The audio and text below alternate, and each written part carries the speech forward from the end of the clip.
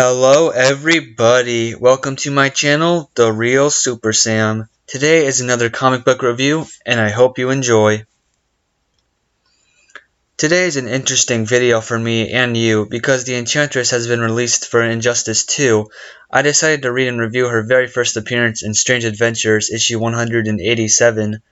I also like to not just do specific comic titles and jump around a bit, looking at many different comic titles and different villains from DC and Marvel. So, on with the review. The Enchantress, aka June Moon, is in the very start of the comic as a regular girl going to a costume party with her boyfriend, heading into an ancient castle. The two separate once inside, and then the Minotaur statue at the party comes to life, and June Moon finds a secret panel in the wall. June then meets a looming misty red figure who tells her that there is an evil in the castle and only she can stop it. Then, out of nowhere, she gets a costume on her and has gained magical powers. June then helps the party people unlock the stuck door and also saves the ceiling from falling down upon them. June then finds out that the evil spirits are coming because of two pranksters. She then sends the monsters back where they came from and leaves the party peacefully with her boyfriend. You may think that the comic is over, but there's another part, and I'm going to talk about it. In the future videos, you don't want me to, then I won't. But this time, the Enchantress story wasn't the only thing I'm going to read. Now on to the second story. What happened to my wife and kids? It starts with showing a family guy with the perfect life, until he gets home one day and gets attacked by an alien. He runs inside his house and sees his family has been seemingly turned into aliens, then they attack him. Blah blah blah. I've got to be honest, I wasn't really interested in this issue. Basically, a chemical explosion in his and his neighbor's house who was doing an experiment happened at the same time, and caused the alien and three others to replace his family's position over here, and when the man figures it out, they both go back to normal. I liked the kind of killer moth look of the aliens. They had a cool telekinesis power. Anyway, the next story is the one on the cover, The Weirdest Prison on Earth. It starts with two archaeologists looking around and getting trapped in a weird prison that kind of looks like the face of a monkey. What else but aliens?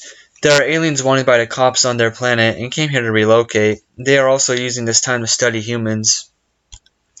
One of the guys turns the volume up on all their helmets to help escape. The aliens get captured, and two men find out that there were policemen from the planet there after the aliens, and are appreciative for their help. That's all. It was a bit more entertaining than the last one, but that's about it. So I think we can all agree that the Enchantress story was the most entertaining one. I think even back then, people enjoyed the first story more.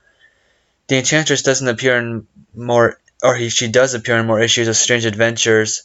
Let's talk about the Enchantress's first appearance. So, in the Enchantress's first ever comic book appearance, she isn't even considered a villain, but a heroic figure saving a bunch of other people at a party like her. She uses her power for good, and turns this freak gift for good, and at the end, she even leaves with her boyfriend, with her secret identity as the Enchantress still intact. She was called the Enchantress, the Witcheroo Switcheroo. It made her seem more fun and kid-friendly than today, like her from the Suicide Squad movie, or unlike her from the Suicide Squad movie. In the comics, she is shown as having to fight the evil inside her and mostly loses the battle. That isn't done here. There is a little scene where June's boyfriend finds the Enchantress is attractive, and she shoves him off, and in the exact next panel, he looks and yells for June in the hustle of everyone getting out. This comic, I have to give it a 3 out of 10. It almost would have been a 0 if not for the Enchantress story. The other stories didn't grab me, and were a little boring to read after the first story. Knowing that the Enchantress becomes a popular DC character nowadays changes things obviously.